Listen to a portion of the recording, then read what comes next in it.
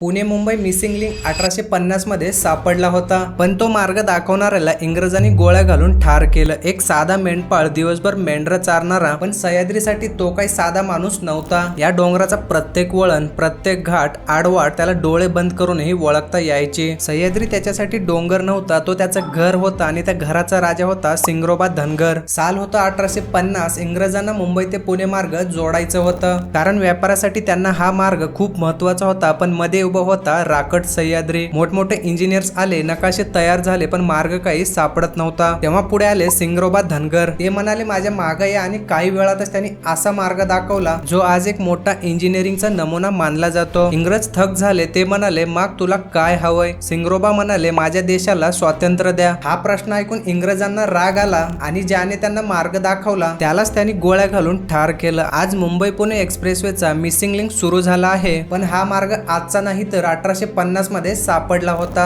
जिथे सिंगरोबांनी प्राण दिले तिथे आज त्यांचं छोटंसं मंदिर उभं आहे. आज मागणी होते, मिसिंग लिंकला सिंगरोबाचं नाव द्या. तुमच्या मते या प्रकल्पाला सिंगरोबा धनगर यांचं नाव द्यायला हवं का? खाली कॉमेंट मध्ये नक्की सांगा.